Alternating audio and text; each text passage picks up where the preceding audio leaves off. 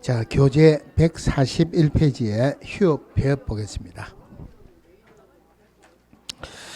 자, 휴업 배업 요거 위반하면은 신고 위반하면은 결론적으로 말하자면은 과태료예요. 자, 근데 과태료 몇 번 말씀을 드렸는데 부동산 거래 정보망을 설치 운영하는 거래 정보 사업자 그리고 협회에게 주는 과태료는 국장이 줍니다. 자격하고 관련된 과태료는 누가 주겠습니까? 시도지사가. 기업공개사에 주는 과태료는 누가 준다? 등록과정이 주죠. 연수교육 안 받았을 때 과태료는 누가 준다? 시도지사에 주죠. 그럼 이거 보세요. 자, 폐업을 하는데 폐업을 사전에 신고한다, 사후에 신고한다고 가정합시다. 그러면 폐업하고 난 뒤에 신고를 하면은, 폐업을 하고 나면은 기업공개사 아니죠. 그럼 이거는 과태료 대상이다. 기업공개사 아닌 자에게 우리 법에서 과태료 주려고 그러면 소관청이 없죠. 과태료는 못 주죠. 그죠? 그럼 결론적으로 이거는 사전에 신고하는 게 맞습니까? 사후에 신고하는 게 맞습니까? 폐업하고 난 뒤에 신고한다. 신고 안 하면 과태료 줄 수가 없죠. 그럼 사후에 신고한다 말이 안 되죠. 그죠? 그래서 사전에 신고하는 거예요. 그래서 휴업하고 관련된 거, 휴업, 폐업, 재기업, 휴업기간 변경 신고 나오면 제일 먼저 생각해야 되는 게 사전 신고다. 제일 먼저 생각하세요. 제가 휴업, 폐업 설명을 드리면 제일 먼저 설명드리는 게 사전 신고다 이러는데 한 3년, 4년 정도 전에 이게 한 문제로 나온 적이 있었죠. 박스 문제로. 다음 중 사전에 미리 신고해야 되는 게 뭐냐? 휴업, 폐업, 재기업, 휴업기간 변경 전부 다 사전에 미리 해야 돼요. 자, 그러면은 어떤 기업공개사가 감기 몸살로 병원에 입원을 해갖고 한 이틀 정도 입원을 했어요. 이거 휴업 신고 해야 되겠습니까? 안 하고 그냥 넘어가도 되겠습니까? 안 하고 그냥 넘어가도 되겠죠, 그죠? 친한 친구 부친 상을 당했어요. 닷새 동안 그 집에 있었어요. 그 휴업 신고 해야 되겠습니까? 안 해도 되겠습니까? 안 해도 되겠죠. 다른 말로 하면은 휴업하는 경우 반드시 신고하는 것은 아니다, 그죠? 그래서 기업공개사는 3개월을 초과해서 휴업한 경우 아니죠. 휴업하려는 경우 미리 신고하여야 한다. 다만 부득이한 사유 없이는 6개월을 초과할 수 없다. 6개월 초과 금지입니다. 그 부득이한 사유라는 게 군에 갔다 입영, 병원에 갔다 요양, 학교 갔다 취학 또는 이에 준하는 사유, 요거는 예외예요. 자, 맞는 거 보세요. 기업공개사는 부득이한 사유 없이는 3개월을 초과해서 휴업할 수 없다. 기업공개사는 부득이한 사유 없이는 3개월을 초과해서 휴업할 수 없다. 틀리죠, 그죠? 3개월을 초과해서 휴업하려는 경우 신고해야 되고 6개월을 초과할 수 없다. 그런데 아까 제가 말씀드린 대로 자주 나오는데 많이 헷갈린대요. 조심하시고. 자, 그러면은 어떤 기업공개사가 4개월 휴업 신고를 했어요. 좀 이따 나오겠지만 휴업 신고할 때는 등록증을 반납을 합니다. 등록증을 반납을 한다는 말은 휴업기간이 끝났다. 바로 재기업하면 됩니까? 재기업 신고를 해야 됩니까? 등록증 찾아야 되니까 재기업 신고를 해야 되죠. 그럼 요 시점에서 재기업 신고할 수도 있죠. 그런데 6개월을 초과할 수 없다는 말은 몇 개월까지는 휴업할 수 있다? 6개월까지는 할 수 있죠. 그러면 4개월 하고 난 뒤에 내가 2개월 더 하겠다고 휴업기간 변경 신고할 수 있단 말이에요. 그러니까 휴업기간 변경 신고는 옛날에는 휴업기간 만료 5일 전까지 통보하여야 한다 이랬는데 통보하고 신고하고 구분이 안 됩니다. 전부 다 신고로 통일했어요. 그리고 사전 신고죠. 그죠? 여기 전까지만 하면 된다. 굳이 5일 전까지 필요 없으니까 지금은 요거 되기 전까지만, 즉 휴업기간 만료 전까지만 하면 돼요. 휴업기간 만료 전까지 변경 신고하면 된다. 그럼 요 시점에서 재기업 신고하면 되죠. 요 시점에서 재기업 신고하는 경우도 있죠. 그러면 4개월 휴업한다 해놓고 2개월 만에 재기업 신고할 수 있다 없다? 할 수 있죠. 그죠? 그러면은 왜 4개월 휴업한다 해놓고 2개월 만에 재기업 신고하겠습니까? 뭐 하려고? 돈 벌려고. 다른 말로 하면 업무하려고. 사전 신고니까 업무 개시 전까지 재기업 신고하여야 한다. 자, 여기까지는 문제가 나오면은 문제 될 건 없죠. 그죠? 질문할게요. 자, 기업공개사 6개월 휴업 신고했어요. 4개월 만에 재기업 신고할 수 있다 없다? 할 수 있죠. 5개월 휴업 신고해가지고 1개월 만에 재기업 신고할 수 있다 없다? 할 수 있죠. 제 질문입니다. 3개월 휴업 신고해가지고 극단적으로 하루 만에 재기업 신고할 수 있다 없다? 3개월 휴업 신고해가지고 하루 만에 재기업 신고할 수 없다. 초과 3개월은 신고한다 안 한다? 안 한다. 봐야 되는 게 두 개예요. 3개월 이상 휴업하려는 경우 신고해야 된다. 틀리죠. 그죠? 그러면 3개월은 휴업 신고해야 됩니까? 안 해야 됩니까? 2개월도 휴업 신고 안 해도 되죠. 다른 말로 기업공개사가 휴업하려는 경우 반드시 신고해야 된다. 이러면 틀리죠. 3개월 초과해서 휴업하려는 경우 신고해야 돼요. 자, 그러면 휴업 신고할 때 등록증 반납한다 그랬죠. 등록증 반납하는 거 전체적으로 보면은, 자, 첫 번째가 휴업 신고할 때 반납을 합니다. 폐업 신고할 때도 반납을 해요. 등록 취소됐을 때도 반납합니다. 그런데 휴업 신고할 때는 반납을 하지만 업무 정지를 받았을 때는 등록증 반납 규정이 없습니다. 업무 정지는 등록증 반납 규정이 없다는 말은 업무 정지 받았다. 기간이 끝나고 나면은 재기업 신고해야 된다. 바로 업무하면 된다. 바로 업무하면 되죠. 그럼 언제 반납을 하느냐? 휴업이나 폐업은 사전에 신고하는 거니까 사전 신고할 때 반납하겠죠. 사전 신고 시 반납을 한다. 그럼 등록 취소되었다. 사전에 반납한다. 이런 무슨 말이 생기느냐면은 누가 아침에 일어나니까 꿈자리가 굉장히 안 좋습니다. 아, 꿈자리가 엄청나게 안 좋은데 오늘 내가 틀림없이 등록 취소될 것 같다. 아침에 출근하자마자 가서 반납하러 가자. 이거 말이 안 되죠. 그죠? 자, 그럼 이 새로운 숫자 넣어 볼게요. 원래 공문이 하는 거는 며칠요? 7일. 기업공개사 하는 거는 10일이죠. 그러니까 공문이 하는 게 7일이다 하는 말은 공문이 기업공개사에게 내주는 게 7일이다. 이 말이에요. 기업공개사 공무원 간의 처리 기간이에요. 그러면은 공문이 기업공개사 하는 말이 내가 당신한테 하는 것은 7일 이내에 해야 된다. 대신에 당신이 내한테 하는 것은 10일 이내 해도 좋다. 다만 내가 내주는 것을 똑같은 것을 내한테 다시 주는 것 반납하는 것은 내가 내주는 거하고 날짜 똑같이 해라 그래요. 등록증 내주는 거 며칠 이내요?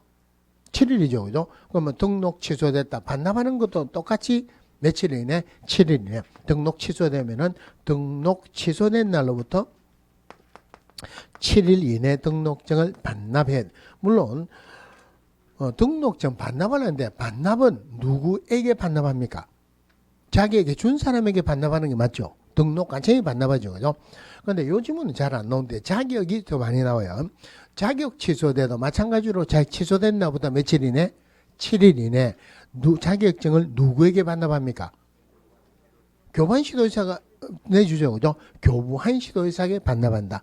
요거 종종 사무소 소재지 시도의사에게 반납한다라고 틀리게 나옵니다. 그건 나중에 별도 다시 할게요. 자, 전자문서로 신고하는 게 있어요. 자, 전자문서로 신고하여야 한답니까? 할 수 있답니까? 할 수 있다. 이거 전자문서로 신고하여야 한다라고 말도 안 되고 틀리게 나온 적도 있었어요. 그러면은 제일 많이 나온 게 휴업이나 폐업 신고예요. 휴업이나 폐업 신고는 등록증을 반납을 해야 되죠. 그럼 결론적으로 휴업이나 폐업 신고는 전자문서로 할 수 없다. 두 번째, 휴업기간 변경 신고할 때. 자, 휴업기간 변경 신고할 때 등록증 반납합니까? 안 합니까? 휴업 신고할 때 등록증 반납했죠. 등록증 휴업기간 변경 신고할 때 반납할 등록증이 없죠. 그죠? 반납합니까? 안 합니까? 안 하죠. 그런데 휴업기간 변경 신고할 때 등록증 반납해야 된다고 말도 안 되게 두 번이나 지문에 나왔어요.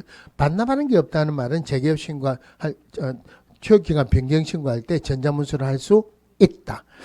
제일 조심해야 되는 게 재기업 신고예요. 재기업 신고하는 이유가 등록증 찾아와야 되죠. 그죠? 그럼 결론적으로 재기업 신고할 때는 전자문서로 할 수 있다. 그러면 등록증 어떻게 찾아오느냐 문제가 되겠죠. 그죠? 그러니까 재기업 신고할 때 전자문서로 재기업 신고하고 운동삼아 타박 걸어가지고 등록증 주세요 하고 찾아오면 돼요. 쉽게 해서 전자문서로 한다 할 때 할 수 있느냐 없느냐 하는 것은 아무것도 생각하지 말고 반납하는 게 있느냐 없느냐 이것만 생각하세요. 휴업이나 폐업 신고할 때는 반납해야 되죠. 전자문서를 할 수 없죠. 그죠? 휴업기간 변경 신고할 때, 재개업 신고할 때 반납하는 게 없죠. 전자문서로 할 수 있다. 요게 한 문제 나옵니다. 휴업, 폐업에서 한 문제는 요게 한 문제 나와요. 자, 폐업 신고는 잘 안 나옵니다. 그런데 폐업에서 지문 굉장히 어려운 지문 한번 해볼게요. 자, 기업공개사 폐업했을 때 즉시 신고하는 게 맞겠습니까? 지체 없이 신고하는 게 맞겠습니까? 이거 이래 나오면은 엄청나게 어려운 문제예요. 지금은 즉시 하는 것은 하나 빼고는 없다 그랬죠. 그러면은 기업공개사 폐업했을 때 지체 없이 신고하여야 한다 하면은 맞다 틀렸다. 이거 생각 안 하면은 무조건 틀리는 거예요. 사전 신고입니다. 즉시든 지체 없이든 사후죠. 그러니까 지체 없이 이래 놓으면 어려워요. 미리 신고해야 돼요. 예, 그러니까 휴업, 폐업, 재기업, 휴업기간 변경 신고는 사전에 미리 해야 된다. 자, 폐업은 문제가 잘 안 나오는데 어떤 지문이 있었냐면은 개인이 사망했을 때 세대를 같이 하는 자가 지체 없이 등록증을 반납해야 된다 하는 규정이 있었어요. 다시요. 개인이 사망했을 때 세대를 같이 하는 자가 지체 없이 등록증을 반납해야 된다 하는 규정이 있었는데 세대를 같이 하는 자가 없을 수도 있죠. 그럼 반납을 못하죠. 그죠? 그럼 그 반납하기 위해서 사망하기 전에 세대를 같이 하는 자를 만든다. 이거는 말이 안 되죠. 그래서 그 규정은 없어졌어요. 다른 말로 개인이 사망했다. 등록증 반납하는 규정이 있다 없다? 규정이 없죠. 그죠? 그러니까 누가 질문을 하기로 수업 시간에 개인이 사망하면 등록증 그럼 어찌해야 됩니까? 반납 안 하고. 그러니까 제가 굉장히 좋은 답을 해줬어요.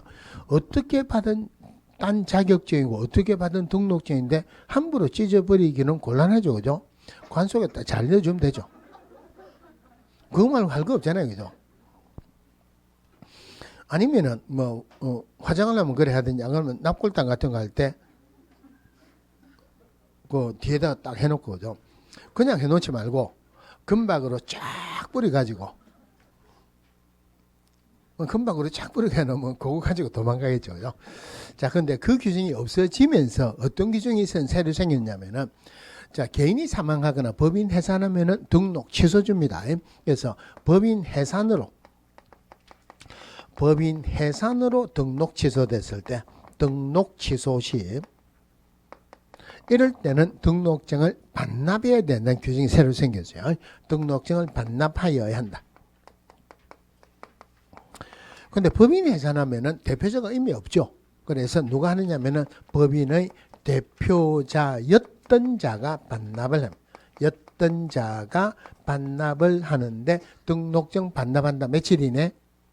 아까 공문이 내주는 거 며칠? 7일. 반납하는 것도 7일. 무슨 날로부터 7일이네? 해산으로 등록 취소되어도 등록 취소된 날부터 7일이네요. 등록 취소된 날부터 7일 이내 등록증을 반납해야 된다. 지금 이거는 문제의 핵심은 법인이 해산해서 등록 취소됐다. 등록증을 반납하느냐 안 하느냐. 이게 문제의 핵심이었어요. 등록증 반납한다 그러죠. 자, 그 다음에 폐업신고를 하는데 지금 우리가 중개업 등록을 하게 되면은 세무서에 가서도 부가세법에 따라 신고를 해야 돼요. 그런데 폐업 신고를 한다 하더라도 등록관청에 가고 폐업 신고를 하고 세무서에 가가지고도 부가세법에 따른 폐업 신고도 별도로 해야 돼요. 그런데 문제는 뭐냐면은 폐업 신고할 때 장사 잘 된데 폐업 신고합니까? 안 되는데 폐업 신고합니까? 그런데 폐업 신고하는 사람이 기분이 좋습니까? 안 좋습니까? 안 좋죠. 그럼 폐업 신고해라 하는 것도 기분이 안 좋은데 두 군데 같이 가서 두 군데 따로 가서 폐업 신고해라 기분이 훨씬 안 좋겠죠. 그죠? 그래서 지금은 우리 등록관청에 가가지고 두 개를 같이 신고할 수도 있어요. 아니면 세무서에 가가지고 두 개 다 같이 신고할 수도 있습니다. 그러면 세무서에서는 등록관청에 보내주고 등록관청에 하면은 세무서에 보내주고 다 신고를 한 것으로 본다. 지금 한 군데서 신고만 해도 돼요. 그게 법에 들어왔지만 틀리게 나올 건 없고요.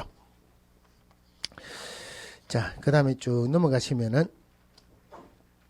중개 계약이 있는데, 중개 계약은 1월 달에도 마찬가지지만 지금도 중개 실무 부분에서 할 거예요. 법령 끝나고 난 뒤에. 그래서 오늘은 쭉 넘어가고 어디에 보느냐면은 부동산 거래 정보망. 자, 교재 163페이지 볼게요. 자, 163페이지 부동산 거래 정보망이 있는데, 이 부동산 거래 정보망이 뭐냐면은, 혹시 여러분들 그 중개 사무소 간판에 보면은 MK 부동산 이런 거 보신 적 있어요? 아마 별로 없을 거예요. MK 부동산이 뭐냐면은 매경 그 부동산이나 사이트가 있어요. 부동산 124 이런 거는 혹시 보신 적이 있는가 모르겠습니다. 그 다음에 또 어떤 게 있냐면은 부동산 서버. 그거는 좀 간판에 본 적이 있죠. 그죠? 그게 뭐냐면은 그 기업공개사가 가입되어 있는 인터넷망이에요. 그러면은 이 인터넷망하고 지금 공부하는 부동산 거래 정보망하고는 똑같지는 않습니다. 하지만 비슷하다고 생각하시면 돼요. 자, 비슷하다고 생각하면 돼요. 한마디로 인터넷망이에요. 그거 들어가기 전에 좀 봐야 되는 게, 자, A가 가백이 우리 집 팔아주세요. B가 가백이 어떤 집을 사주세요. 거래 계약을 체결합니다. 그런데 A가 가백에 우리 집 팔아달라 부동산 거래 정보망의 정보를 공개했어요. B가 을에게 어떤 집을 사달라 검색을 해보니까 맞아졌습니다. 그러면은 자, A가 가백에 우리 집 팔아달라, B가 을에게 어떤 집을 사달라, 그래서 계약이 체결되는 경우도 있죠. 그죠? 자, 그러면은 이럴 때 기업 나중에 중개 실무에서 할 건데, 거래 계약 체결할 때 기업 공개사 한 명이 있으면은 단독 중개입니다. 부동산 거래 정보망을 통해서 거래가 이루어진다. 거래 계약 체결할 때 2명의 기업 공개사 있죠. 공동 중개가 돼요. 또 하나가, 자, 갑은 A하고 B하고 쌍방에게 의뢰를 받았죠.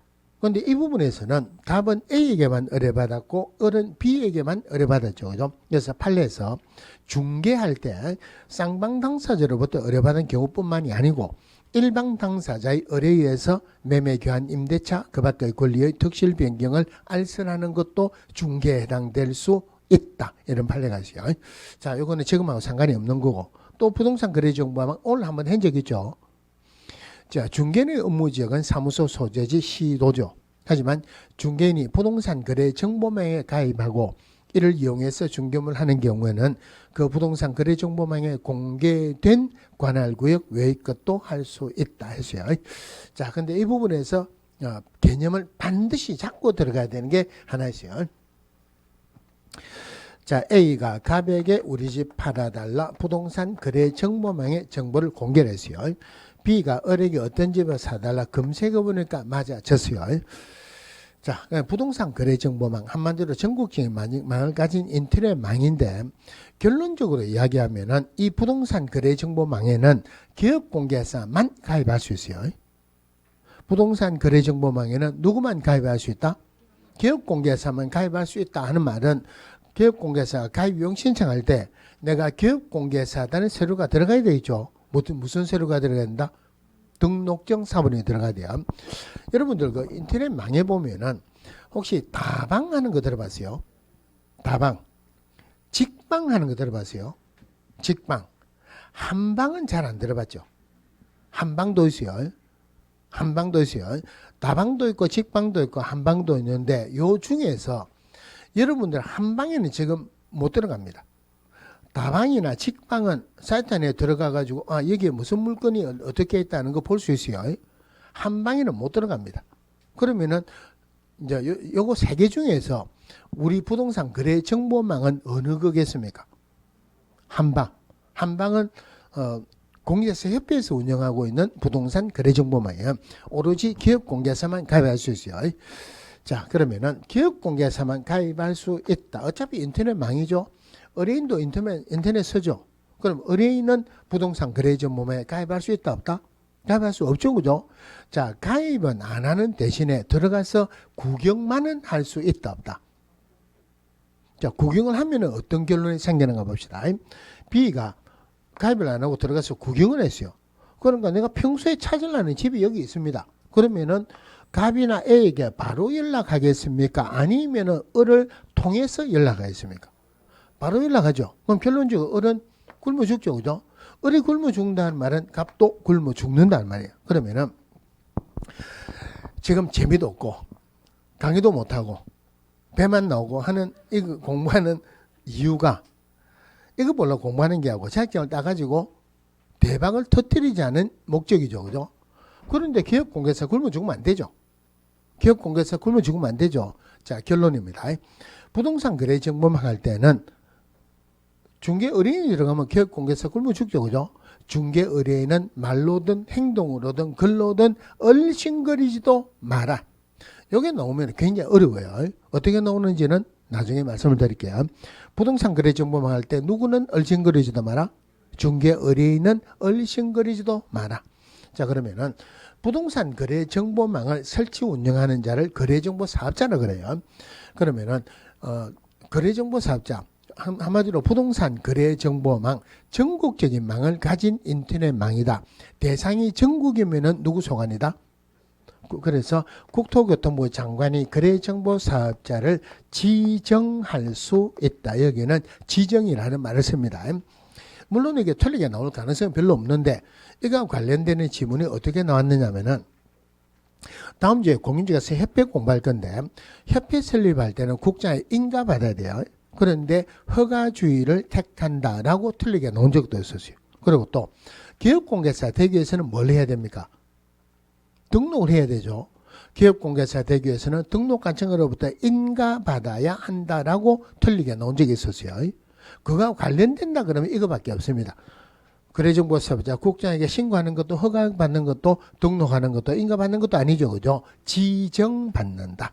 자, 그럼 지정요건은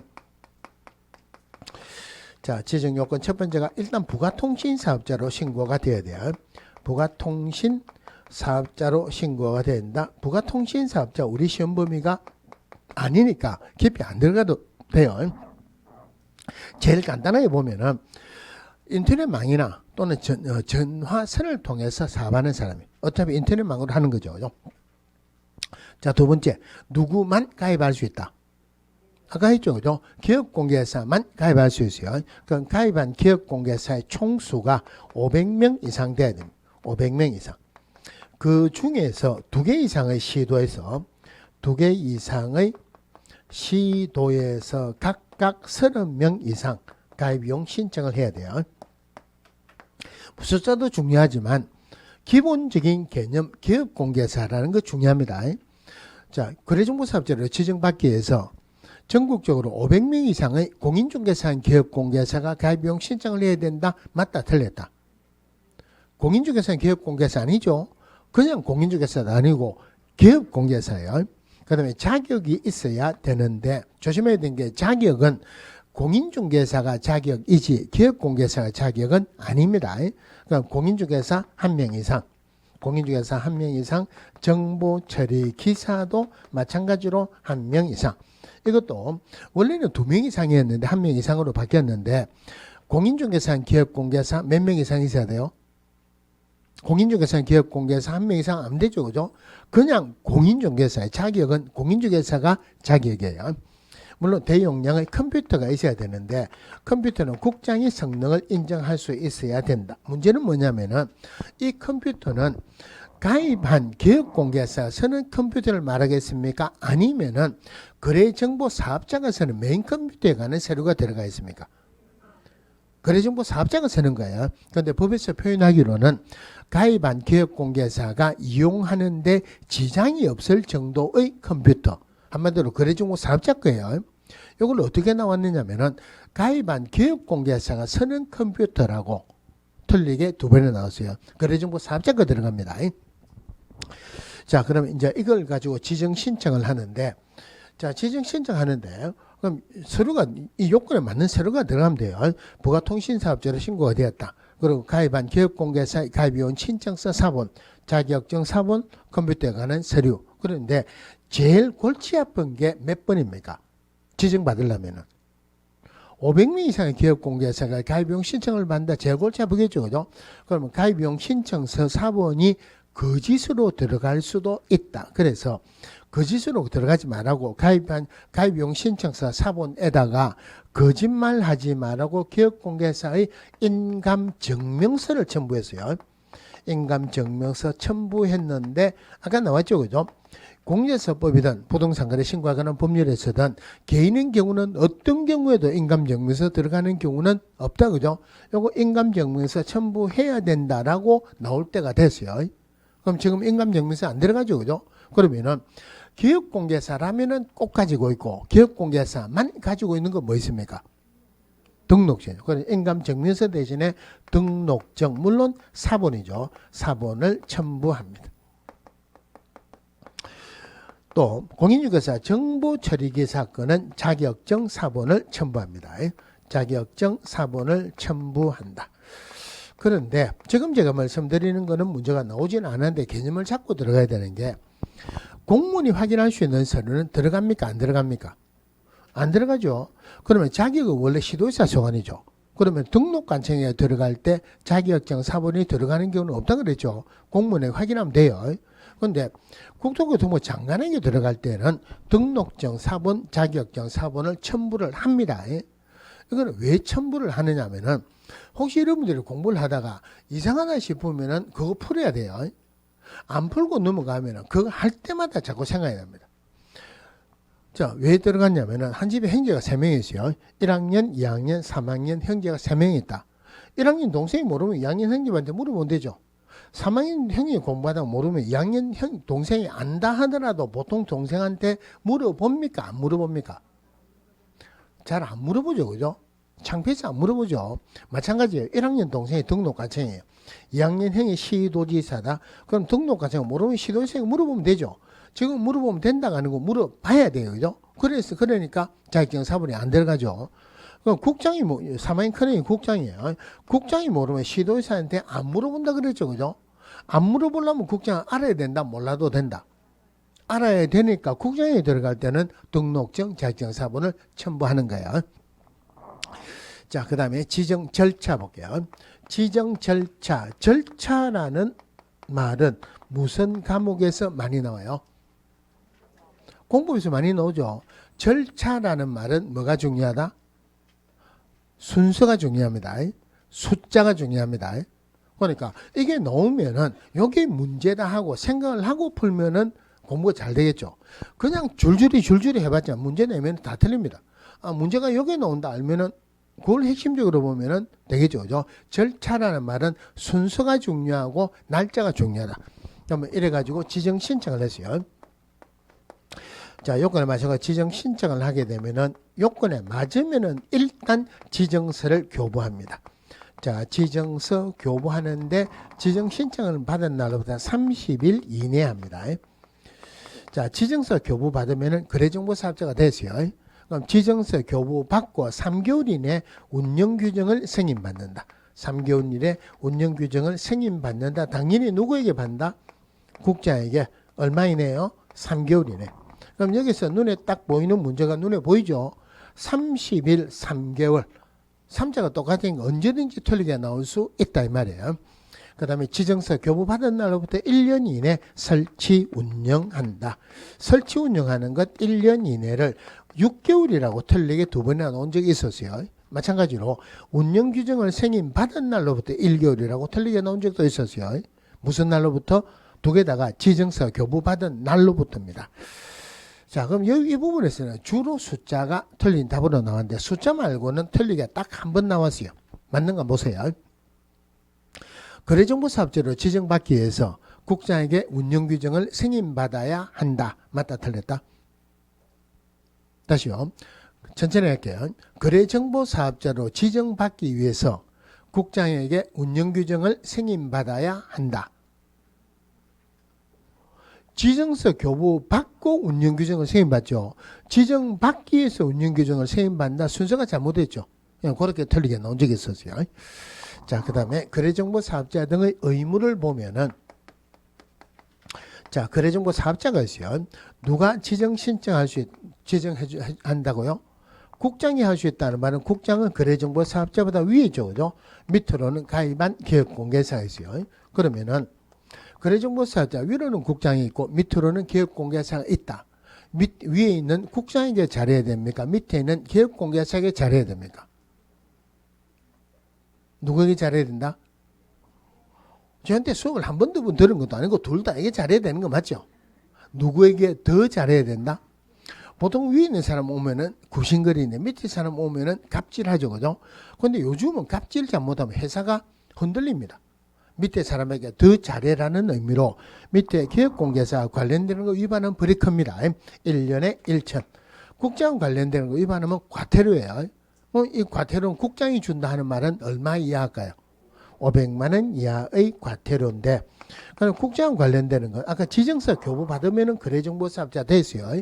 3개월 이내 운영규정을 승인 받으라 그랬죠. 그래서 3개월 이내 운영규정을 승인 안 받았다. 개정할 때도 미리 승인을 안 받았다. 운영규정을 위반해서 운영했다. 하여튼 운영규정하고 관련된 것 또 하나가. 그러면 거래정보사업자는 국장소관이라 하는 말은 거래정보사업자에 대한 감독상 명령은 누가 내릴 수 있다? 당연히 국장이겠죠.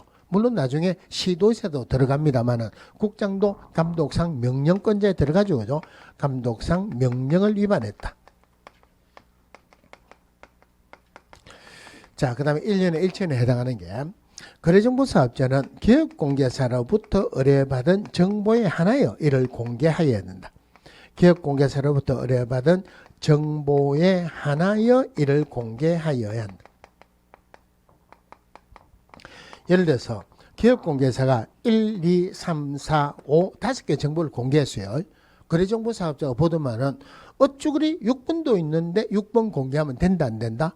안 된다. 기업공개사로부터 의뢰받은 정보에 한해서 공개해라. 다른 말로 거래정보사업자는 중개 의뢰인을 보호하기 위해서 거래정보사업자가 직접 수집한 정보 공개해서 된다 안 된다? 안 된다. 오로지 기업공개사로부터 의뢰받은 정보에 한해서 공개해라. 또 당연한 게 사실과 다르게 공개해서는 안 된다. 또 하나가 어떤 방법으로든 기업공개사에 따라 차별적으로 공개해서는 안 된다. 차별적으로 공개해서는 안 된다. 쉽게 이야기해서 아까 운영규정 나오는데 운영규정의 내용도 법에 정해져 있어요. 한 번도 안 나왔습니다. 중요한 거 아니에요. 안에 보면은 거래정보사업자하고 기업공개사 간의 권리 의무에 관한 사항도 있고 회비에 관한 사항도 있어요. 그러면 기업공개사가 회비 1년째 선납한 사람도 있죠. 컴퓨터 개면 중간에 번쩍번쩍하게 해놓고 한 달에 한 번씩 내는 사람은 조그마하게 저 가쪽으로 밀어놓고 회비 한 달 미납한 사람은 콩알보다 작게 해가지고 뒤에 딱 숨겨놓고 겨우겨우 찾았다 클릭하면은 뭐 모래 이 뭐랍니까? 하여튼 모래시계에 모래 빠지듯이 수록 빠지면 안 된다. 그죠? 어떤 방법으로든 기업공개사에 따라 차별적으로 공개해서는 안 된다. 요거 위반하면 1년에 1천이에요. 물론 이럴 때 기업공개사의 의무도 있습니다. 거짓 공개하지 마라. 당연하겠죠. 그죠? 거짓 공개해서는 안 된다. 또 하나가 거래가 완성됐다. 여기서 말하는 거래가 완성됐다는 말은 거래계약이 체결되었다. 이 말이에요. 그럼 이럴 때는 지체 없이 거래정보 사업자에게 통보하여야 한다. 사업자에게 통보하여야 한다. 자, 요래 있는데 요 부분이 문제가 나오면 여러분들이 좀 헷갈리는 부분이 있을 수 있어요. 짚고 넘어갈게요. 일단 거래정보사업자 위로는 국장이다. 국장하고 관련된 거는 1년에 1천입니까? 500만 원 이하의 과태료입니까? 500만 원 이하의 과태료죠. 자, 저기 보지 말고 여기 보세요. 자, 거래정보사업자는 중개 의뢰인으로부터 의뢰받은 정보에 한해서 공개하여야 한다. 맞죠? 그죠? 중개 의뢰인 얼씬거리지도 마라 그랬죠. 누구로부터? 기업공개사로부터 의뢰받은 정보에 한해서 공개돼요. 또 사실과 다르게 공개해서는 안 된다. 자, 그 다음에 거래정보사업자는 어떤 방법으로든 중개 의뢰인에 따라 차별적으로 공개해서는 안 된다. 맞죠? 중개 의뢰인 얼씬거리지도 마라 그랬잖아요. 그래서 저 부분에서 특별히 1년에 1천 할 때 중개 의뢰인들과 많이 헷갈립니다. 그래서 중개 의뢰인 얼씬거리지도 마라는 이유가 그거예요. 그럼 맞는 거 보세요. 자, 거래가 완성되었어요. 거래가 완성되었다. 기업공개사는 지체 없이 중개 의뢰인에게 통보해야 된다. 맞죠?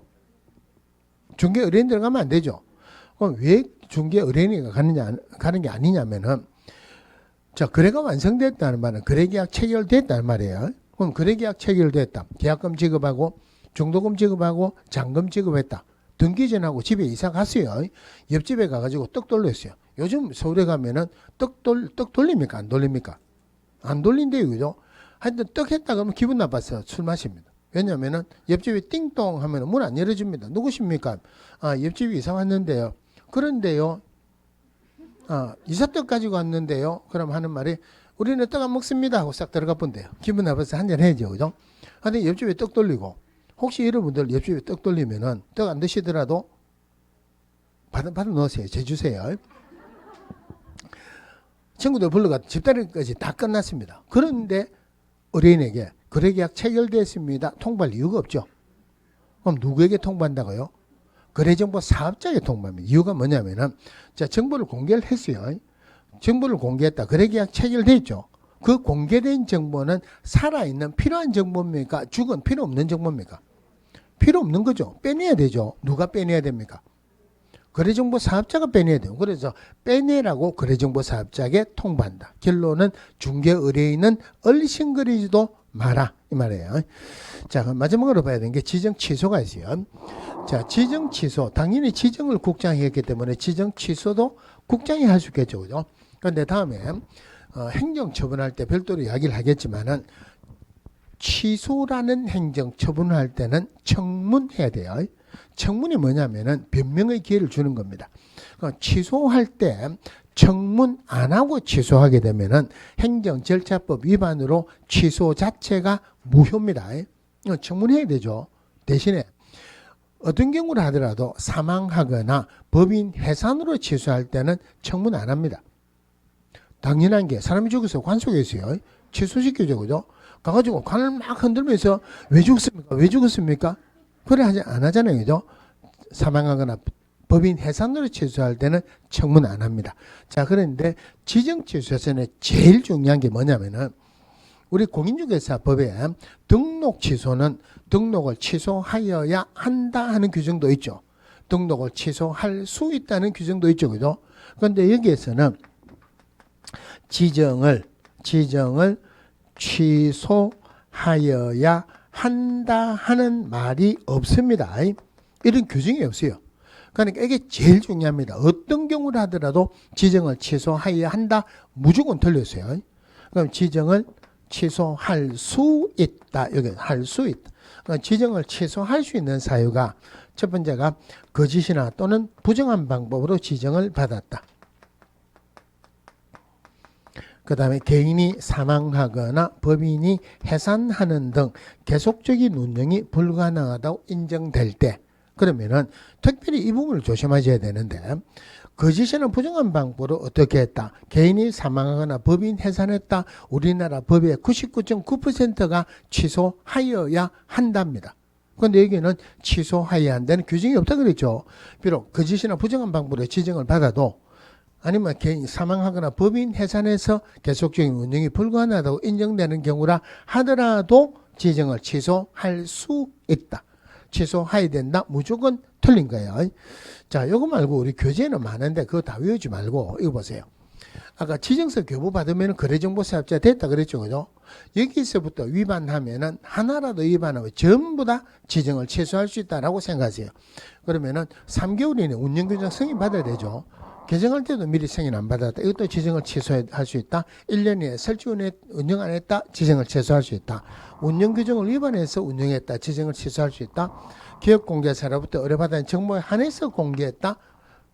사실과 다르게 공개했다. 기업공개사에 따라 차별적으로 공개했다. 하여튼 거래정보사업자가 하나라도 위반하면 전부 다가 지정을 취소할 수 있다. 다만 요거 빠졌죠. 그죠? 요거는 예외입니다. 요것만 보세요. 다른 말로 다른 거는 전부 다가 지정을 취소했다. 한마디로 거래정보사업자의 의무를 위반했다. 그러면 되겠죠. 그죠? 자, 의무를 위반했다. 지정을 취소할 수 있는데 예외가 감독상 명령 위반. 감독상 명령 위반 요거는 지정을 취소할 수 있는 사유에 안 들어갑니다. 나중에는 이것만 하면 나중에 뭐 하느냐면은 어떤 경우를 하더라도 지정을 취소해야 된다. 무조건 틀리죠. 나머지는 전부 다 지정을 취소할 수 있다. 어떤 거라도 대신에 감독상 명령 위반은 지정을 취소할 수 있는 사유에 안 들어간다. 나중에 이름만 하더라도 충분히 맞을 수 있어요. 그러면은 왜 취소하여야 한다는 규정이 없고 취소할 수 있다 하는 규정만 있느냐면은 물론 이건 시험하고는 상관이 없어요. 개념을 좀 알아놓으면 좀 낫겠죠. 자, 나중에 중개 실무할 때 공부를 할 건데 여러 기업 공개에서 의뢰하는 것을 일반 중개라고 합니다. 한 명에게 의뢰하는 것을 전속 중개라 그래요. 그러면은 일반 중개 계약을 체결한 기업 공개에서 전부 다 보수를 받는 건 아니죠. 거래 계약을 체결시킨 기업 공개에서만 보수를 받아요. 그러면은 갑하고 을하고 병하고 다툼의 소지가 있다는 말이에요. 내가 받을 건데 왜 당신이 받아가느냐? 다툼의 소지가 있죠, 그죠? 전속 중개 계약을 체결했다. 갑밖에 못 받습니다. 그러니까 내가 받을 걸 왜 당신이 받아가냐? 다툼의 소지가 없어요. 그러면은 정부에서는 다툼의 소지가 없는 전속중개계약 체결하기를 원한다. 정부에서 원한다는 말은 전속중개계약은 반드시 문제가 나와요. 전속중개하고 부동산 거래정보망하고는 뗄래야 뗄 수 없기 때문에 연결해서 문제가 나와요. 자, 그럼 정부에서는 전속중개계약 체결하기를 원하지만 문제는 뭐냐면은 일반 중개, 전속중개 어느 게 거래가 빠르겠습니까? 일반 중개가 빠르죠, 그죠? 그럼 전속 중개는 거래가 늦어진다는 단점이 있다. 이 단점을 보완하기 위해서 전속 중개 계약을 체결하면은 일간신문 해도 돼요. 아니면은 일간신문이나 부동산 거래 정보망에 정보를 공개해야 되는 의무를 둡니다. 그럼 거래정보사업자 지정받을 때 500명 이상의 기업공개사 가입용 신청을 했죠. 비록 한 명에게 의뢰했지만 결론적으로는 500명에게 의뢰한다는 효과가 있다. 이론적으로는 거래가 더 빠르다는 말이에요. 그러면은 정부에서는 전속중개계약 체결하기를 원한다 하면은 정보 공개해야 되죠. 그러면은 가면 갈수록 전속중개가 많아지겠죠. 가면 갈수록 정보 공개해야 되는 곳인 부동산 거래 정보망이 더 많아져야 됩니까? 더 작아져야 됩니까? 더 많아져야 되겠죠. 그런데 지금 현재 지정받은 데가 3군데밖에 없어요. 원래는 4군데였어요. 공개에서 협회 각각 받았는데 합병했습니다. 한 군데.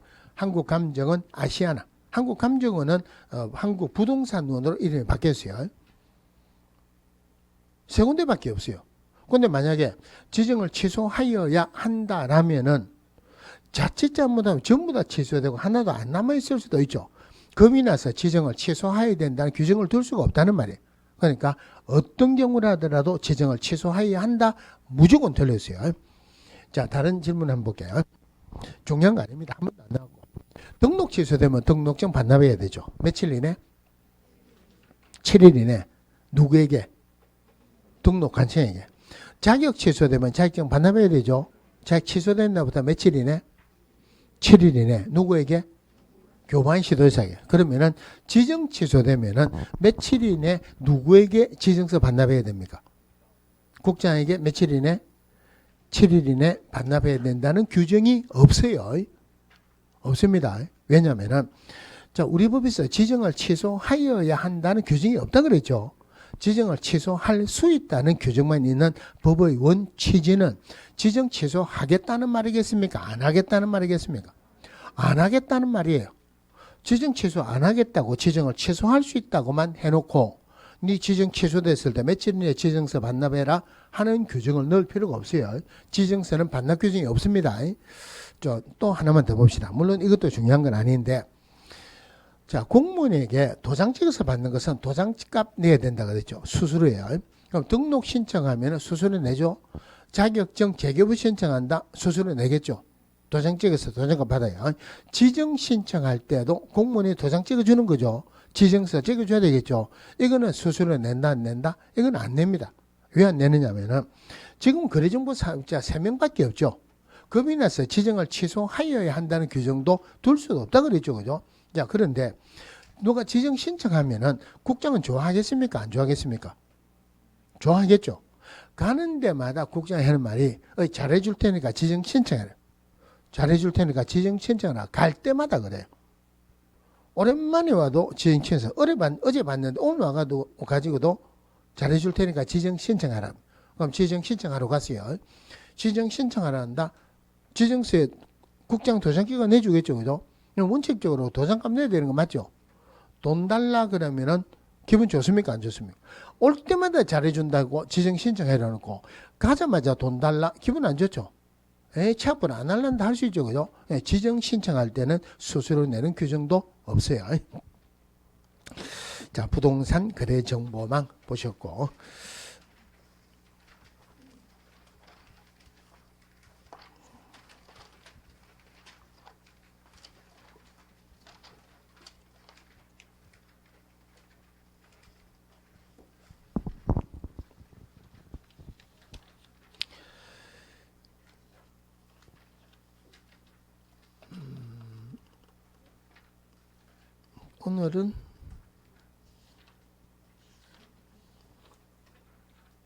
오늘 여기까지만 봅시다.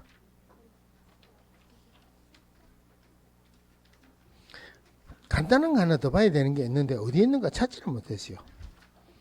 간단하니까 이건 다음에 보기로 하고, 다음 주에 되면은 우리 법령 부분은 공개사 법령 부분이 거진 끝나가야죠. 그죠? 자, 다음 주부터는 조금 골치 아픈 게 들어옵니다. 그건 뭐냐면은 행정처분 형벌 과태료 첫 글자가 이제는 외워야 돼요. 이거는 다음에 외워도 됩니다. 이제는 그러면 안 돼요. 다음에 할 때 제가 그 표를 만들어 첫 글자는 표를 만들어 드릴 테니까 이제는 공개해서 너무 만만해 보지 말고 점수 많이 받으려면은 좀 열심히 해야 되겠죠. 그죠? 자, 오늘은 여기까지 합니다. 여기까지 하더라도 뭐가 남았어요? 복습 남았죠. 그죠? 자, 처음에 중개사무소 이전했죠. 사무소 이전은 신고해야 되죠. 사무소 이전 신고는 이전 후 10일 이내 이전 후의 등록 과정에 신고합니다. 그럼 이전 신고받은 물론 동일 등록 과정 내에서 이전해서도 10일 이내 그 등록 과정에 신고하면 되죠. 이전 후에. 자, 이전 신고받은 등록 관청은 즉 이전 후의 등록 관청은 등록증을 재교부하여야 한다. 이게 원칙이에요. 그러면 자기 등록증 가지고 있는데 등록증 재교부한다. 자기 등록증 어떻게 해야 된다? 만나봐야 되죠. 그래서 사무소 이전 신고서라는 서식에 등록증하고 맨 처음에 등록 신청할 때 들어간 사실사지에서 달라진 사무소 확보 서류하고 첨부해서 사무소 이전 신고합니다. 원칙은 등록증을 재교부해야 되는데 동일 등록 관청 내에서 사무소 이전했을 때만 등록증의 변경사항을 기재하여 교부할 수 있다. 그럼 등록 과정을 달리했다. 무조건 등록증을 재교부해야 되죠. 그러면 동일 등록 과정 내에서 사무소 이전했을 때 등록증 재교부했다 말이 맞습니까? 틀립니까? 원칙은 재교부하는 거 맞죠? 동일 등록 과정 내에서 할 때는 등록증의 변경사항을 기재해서 교부할 수 있다 하는 말은 안 할 수도 있죠. 안 하면 재교부하면 되죠. 동일 등록 과정 내라면은 재교부해도 되고 등록증의 변경사항을 기재해서 교부해도 되고 대신에 등록 과정은 달리해서 할 때는 무조건 재교부해야 되고 지문에 자주 나와요. 자, 사무소 이전 신고받은 이전 후의 등록 과정은 종전의 등록 과정에게 서류 송부할 것을 요청한다. 그러면 종전의 등록 과정은 지체 없이 송부하는데 가지고 있는 거 다 보내면 되죠. 맨 처음에 받은 사실사자 즉 등록 서류 그리고 등록 대장 행정처분상을 보내는데 최근 몇 년 이내 것? 최근 1년 이내 행정처분상 그리고 현재 행정처분이 진행 중이라면은 그 관련 서류도 같이 보낸다. 이럴 때 행정처분은 이전 전의 등록 과정이 행한다. 이전 후의 등록 과정이 행한다. 이전 후의 등록 과정이 이를 행한다. 분사무소죠. 자, 분사무소는 이중사무소 예외다 그랬어요. 이중등록이나 이중소속은 예외가 없습니다. 그런데 분사무소는 전부 다 설치할 수 있는 게 아니고 법인인 기업공개사만 설치할 수 있다. 개인인 기업공개사 분사무소를 두게 되면은 이중사무소, 즉 1년에 1천 등록을 최소화할 수 있다. 벌받아요. 자, 법인인 기업공개사만 둘 수 있는데 분사무소는 시군구별로 둘 수 있다. 그런데 한 시군구에 절대 두 개는 못 들어간다. 분사무소는 주사무소 소재지 시군구를 제외한 시군구별로 설치할 수 있대 시군구당 한 개수를 초과할 수 없다. 자, 분사무소의 업무 지역은 우리 법에 규정이 없습니다. 규정이 없다는 말은 어디까지 할 수 있다? 제한을 안 하니까 전국을 할 수 있죠. 자, 분사무소 설치 신고할 때 들어가는 서류가 원래 등록 신청할 때 들어가는 사실사자에서 사진 대신에 무슨 서류가 들어간다? 보정 설정 서류. 굉장히 중요합니다. 등록 신청할 때는 보증 설정 서류가 들어가는 것은 아니죠. 업무 개시 전까지 합니다. 그런데 분사무소는 절대 업무 개시 전까지가 아니고 분사무소 설치 신고 전에 보증 설정해가지고 분사무소 설치 신고할 때 보증 설정 서류가 들어가야 돼요. 지문은 반드시 나옵니다. 자, 그러면은 여기에서 사실사제에서 사 대신에 보증 설정 서류를 한다. 요 중에서 사람하고 관련된 것은 분사무소 책임자 규정만 있다. 실무교육 받은 확인서 들어가야 되죠. 누가 실무교육 받아야 된다? 분사무소 책임자는. 그리고 자격증 사원 첨부하는 건 아니지만은 누가 자격증이 있어야 된다? 분사무소 책임자 자격증이 있어야 되죠. 즉 분사무소 책임자는 공인중개사일 것. 하지만 아직 정확하게 하지는 않았는데 특수법인의 분사무소 책임자는 공유회사 아니어도 된다. 이런 예가 있어요. 자, 분사무소 관련된 모든 것은 주사무소 소재지 시군구청장에게 합니다. 그럼 분사무소 설치 신고도, 신고필증, 신고 확인서 재개부 신청도, 분사무소 이전 신고도, 분사무소의 휴업이나 피업 신고도, 분사무소의 인장 등록도, 인장 변경 등록도, 분사무소의 보증 설정 신고나 보증 설정 변경 신고도 분사무소와 관련되는 모든 것은 주사무소 소재지 시군구청장에게 한다. 자, 분사무소 설치 신고받은 주사무소 소재 시군구청장은 7일 이내 신고 확인서를 교부하고 지체 없이 분사무소 소재지 시군구청장에게 통보하여야 한다. 자, 분사무소별로 업무정지 처분할 수 있죠. 업무정지는 원래가 등록관청이 주죠. 등록관청은 주사무소 소재 시군구청장이에요. 그러니까 분사무소 업무정지를 절대 분사무소 소재지 시군구청장이 줄 수 있는 건 아니죠. 그죠? 주사무소 소재지 시군구청장인 등록관청이 분사무소별로 업무정지 처분할 수 있는데 분사무소는 등록한 건 아니죠. 설치 신고했으니까 등록 안 했죠. 분사무소에 업무정지 처분할 수 있지 분사무소에 등록 취소 줄 수 있는 것은 아니다. 자, 그 다음에 공동사행 문제 안 나옵니다. 그 다음에 기업공개사 업무 범위에 종별에 따른 지역적인 문제로서 중개인 말고는 전부 다가 지역에 관한 규정이 없으니까 전부 다 전국이죠. 대신에 중개인의 업무지역은 사무소 소재지 시도입니다. 하지만 사무소 이전은 전국을 할 수 있다 그랬죠. 그런데 중개인이 부동산 거래 정보망에 가입하고 이를 이용해서 중개업을 하는 경우에는 그 부동산 거래 정보망에 공개된 관할구역 외의 것도 할 수 있다. 결론적으로 공개된 것은 부동산 거래 정보망에 공개된 것은 관할구역 외 시도를 벗어나서 전국을 할 수 있지만 공개 안 된 것은 시도밖에 못하죠. 결국 부동산 거래 정보망에 가입한다고 해서 업무지역이 전국으로 확대되는 것은 아니다. 중개 대상물에 대해서는 규정이 없으니까 전부 다 차이 없이 할 수 있다. 그죠? 겸업하거나 겸직하는 부분에서 개인인 기업공개에서는 우리 법이나 다른 법에서 못하게 하는 것 말고는 전부 다 할 수 있다. 겸업할 수 있다. 다만 법인인 기업공개에서는 14조에서 규정된 업무만 할 수 있다. 그럼 법인인 기업공개에서 할 수 있는 업무가 기업공개에서는 당연히 중개할 수 있죠. 겸업할 수 있는 업무로서 첫 번째가 상업용 건축물 및 주택의 임대관리 등 부동산 관리 등 할 수 있다. 임대관리를 할 수 있지 임대업을 할 수 있는 것은 아니죠. 그죠? 물론 대상은 상업용 건축물하고 주택만 할 수 있어요. 그 다음에 부동산의 이용, 개발 및 거래에 관한 상담, 다른 말로 부동산 컨설팅 할 수 있다. 그 다음에 중개업에 관한 경영기법이나 경영정보 제공할 수 있죠. 누구를 대상으로? 기업공개사를 대상으로. 그 다음에 상업용 건축물하고 주택 분양 대행할 수 있죠. 토지 절대 분양 대행할 수 없다 그랬죠. 그다음에 주거 이전에 부수되는 용역의 알선으로서 이사업체, 도비업체 소개. 핵심은 이사업체, 도비업체 소개 알선을 할 수 있지 자기가 이사업, 도비업을 할 수 있는 것은 아니다. 마지막으로 경매, 공매 부동산에 대한 권리분석 및 체력의 알선, 매수인정 대리, 입찰 신청 대리할 수 있는데 경매, 공매 동사는 아니죠. 그죠? 작년에 거래가 나온 적이 있었어요. 또 자, 매수인정 대리, 입찰 신청 대리할 수 있는데 이 중에서 오로지 경매 부동산에 대한 권리 분석 및 체력의 알선 요구 할 때만 법원에 등록하고 그 감독을 받는다. 공매는 법원에 등록할 필요가 없죠. 마찬가지로 경매라 하더라도 권리 분석 및 체력의 알선 요거는 굳이 법원에 등록할 필요는 없어요.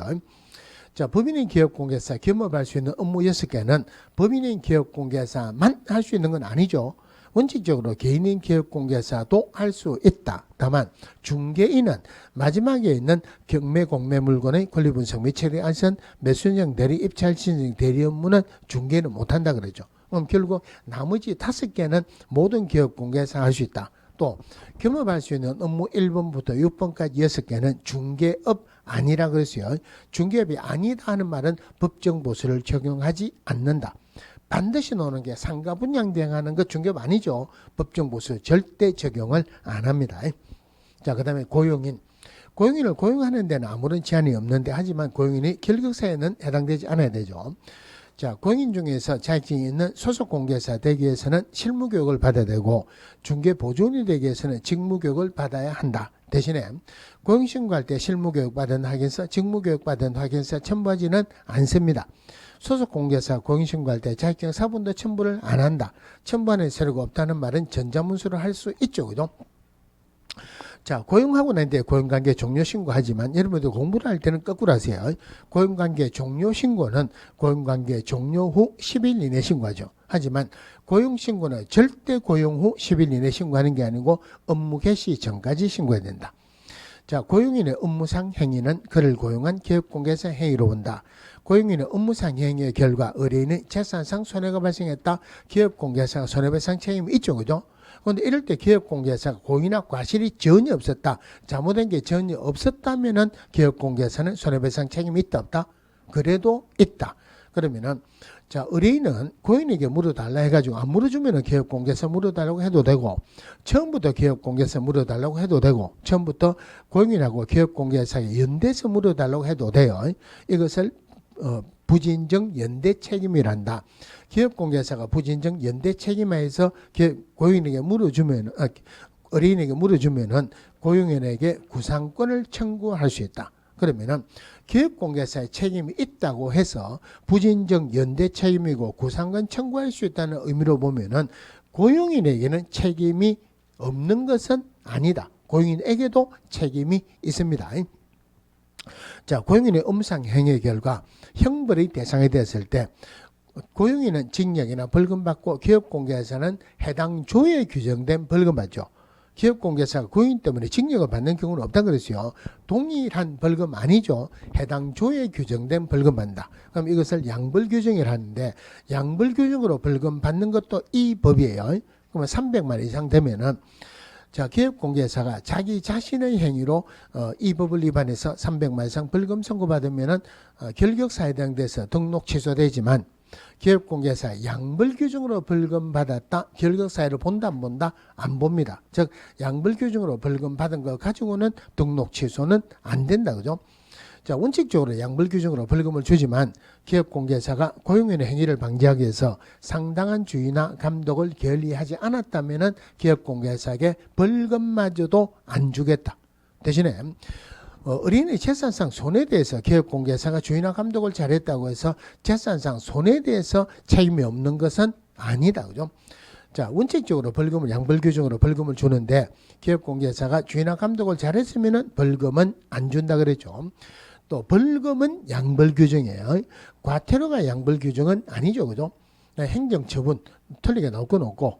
자, 결론적으로 고용인의 모든 행위를 기업공개사가 책임을 지는 것은 아니다.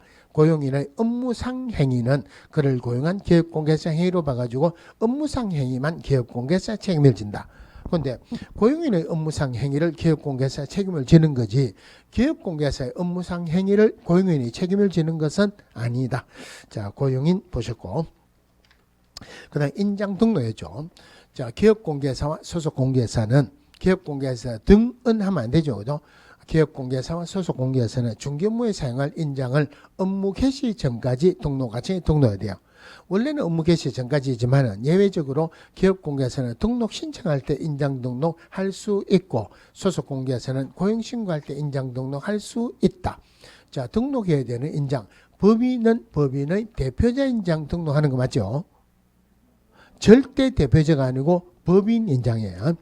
자, 그 다음에 개인은 인감도장으로 하는 게 아니고 주민등록표 등에 나타난 7mm 이상 30mm 이내의 인장을 등록합니다. 어떻게 인장 등록하느냐? 법인은 법인인감 증명서 제출로 가름한다.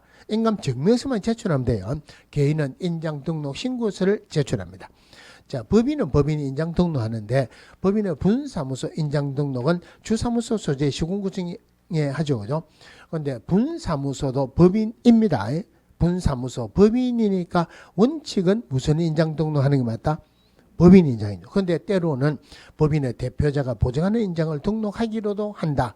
결론적으로 분사무소는 법인 인장 등록해도 되고 법인의 대표자가 보증하는 인장을 등록해도 된다. 그러면 문제 다 풀리는 거예요. 법인의 분사무소는 법인의 대표자가 보증하는 인장을 등록해야 한답니까? 할 수 있답니까? 할 수 있다. 원래 공문이 하는 것은 7일 기업공개성은 10일이지만 예외적으로 인장 변경 등록은 7일이죠. 기업공개사 인장 변경 등록할 때 등록증 원본을 첨부해야 돼요. 자, 휴업, 폐업, 재기업, 휴업기간 변경 신고 제일 먼저 생겨야 되는 게 사전 신고입니다. 자, 기업공개사는 부득이한 사유 없이는 3개월을 초과해서 휴업할 수 없다. 맞다, 틀렸다? 3개월을 초과해서 휴업하려는 경우 신고해야 되고 부득이한 사유 없이는 6개월을 초과할 수 없다. 이게 맞죠, 그죠? 그러면 2개월은 신고 안 해도 되죠. 3개월 이상 휴업할 때 신고하는 거 아니죠. 초과죠, 그죠? 다른 말로 기업공개사 휴업하라는 경우 반드시 신고해야 되는 것은 아니다. 자, 휴업 신고할 때 등록증 반납하듯이 폐업 신고할 때도 등록증 반납합니다. 사전 신고니까 사전 신고할 때 반납을 하죠. 등록 취소됐을 때도 반납을 합니다. 공문이 내주는 거 며칠? 7일. 똑같은 것을 공무원에게 반납하는 것도 7일. 등록 취소되면 등록 취소된 날부터 7일 이내 등록증을 등록관청에게 반납해야 돼요. 하지만 업무 정지는 반납 규정이 없다 그랬죠. 전자문서로 하여야 한다가 아니고 할 수 있다. 자, 전자문서로 할 때는 아무것도 생각하지 말고 반납하는 게 있느냐 없느냐 이것만 보세요. 휴업이나 폐업 신고할 때 반납해야 되죠. 전자문서로 할 수 없다. 휴업기간 변경 신고할 때 반납하는 게 없죠. 재개업 신고할 때 반납한다 안 한다? 안 하니까 휴업기간 변경 신고나 재개업 신고는 전자문서로 할 수 있다. 자, 폐업 신고. 자, 개인이 사망했을 때 세대를 같이 하는 자가 지체 없이 등록증을 반납해야 된다는 규정은 없어졌죠. 법인 해산으로 등록 취소됐을 때는 등록증 반납해야 되죠. 법인의 대표자였던 자가 물론 등록 취소된 날부터 7일 이내. 그런데 지금은 폐업 신고할 때 부가세법 때는 폐업 신고를 우리 등록관청에게 또는 우리 폐업 신고를 세무서에 가가지고 같이 폐업 신고할 수도 있다. 한 군데에서 하나만 해도 돼요. 자, 마지막으로 부동산 거래 정보망. 자, 부동산 거래 정보망을 통해서 거래가 이루어지면 필수적으로 공동중개가 되죠. 부동산 거래 정보망 할 때 누구는 얼씬거리지도 마라. 중개 의뢰는 얼씬거리지 마라. 그럼 부동산 거래정보망을 설치 운영하는 자를 거래정보 사업자라고 하는데 국토교통부 장관은 거래정보 사업자를 지정할 수 있다. 자, 지정 요건으로서 일단 부가통신 사업자로 신고가 돼야 되죠. 누구만 가입할 수 있다? 기업공개사만 가입할 수 있다. 가입한 기업공개사가 총 500명 이상, 그 중에서 2개 이상을 시도해서 각각 30명 이상이에요. 그 다음에 자격이 있어야 되죠. 공인중개사가 자격입니까? 공인중개사는 기업공개사가 자격입니까? 공인중개사죠. 그래서 공인중개사 1명 이상, 정보처리기사 1명 이상. 그 다음에 대용량의 컴퓨터 있어야 되죠. 가입한 기업공개사가 이용하는 데 지장이 없을 정도의 한마디로 거래정보 사업장에서는 메인 컴퓨터에 관한 서류가 들어갑니다. 그러면 지정 신청할 때 가입한 기업공개사의 가입용 신청서 사본에다가 기업공개사의 인감증명서 첨부해야 되죠. 인감증명서는 안 들어간다 그랬죠. 그럼 기업공개사 건은 등록증 사본이, 공인중개사 정보처리기사 건은 자격증 사본을 첨부합니다. 자, 지정 절차로서 일단 국장에게 지정 신청한다. 요건에 해당하면 무조건 지정서 교부합니다. 30일 이내에. 자, 지정서 교부받고 3개월 이내 국장에게 운영규정 승인 받아야 되죠. 지정서 교부받고 1년 이내 설치 운영한다. 그럼 순서가 지정서 교부받고 운영규정 승인받고 설치 운영한다. 30일, 3개월, 1년. 뭐 연결될 수 있겠죠. 그죠? 자, 거래정보사업 위로는 국장이 있고 밑으로는 기업공개사가 있다. 밑에는 기업공개사가 더 잘해라는 의미로 밑에 기업공개사와 관련되는 거 위반하면은 벌이 크죠. 1년에 2천. 국장하고 관련되는 거 위반하면은 500만 원 이하의 과태료. 그 500만 원 이하의 과태료가 운영 규정하고 관련된 거 위반했다. 감독상 명령 위반했다. 여기 특별히 1년에 1천에 해당할 때 중개 의뢰인 절대 들어가면 안 된다는 것 조심하세요. 거래정보사업자는 기업공개사로부터 의뢰받은 정보에 한해서 공개해라. 사실과 다르게 공개하지 마라. 어떤 방법으로든 기업공개사에 따라 차별적으로 공개해서는 안 된다. 물론 이럴 때 기업공개사도 거짓 공개해서는 안 된다. 거래가 완성되면 지체 없이 중개 의뢰인에게 통보해야 된다. 중개 의뢰인 들어가면 안 되죠. 거래정보 사업자에게 통보해야 돼요. 지정을 국장이 했기 때문에 당연히 지정 취소도 국장이 할 수 있는데 취소할 때는 원칙적으로 청문해야 돼요. 하지만 사망하거나 법인 해산으로 취소할 때는 청문 안 한다 그랬죠. 그죠? 제일 중요한 것은 어떤 경우라 하더라도 지정을 취소하여야 한다. 무조건 틀리죠. 전부 다가 지정을 취소할 수 있답니다. 대신에 아닌 것, 감독상 명령 위반은 지정 취소할 전 사이에 안 들어간다. 여러분 보셔도 돼요. 자, 오늘은 조금 빠르네요. 그죠? 자, 오늘 여기서 마치겠습니다. 수고했습니다.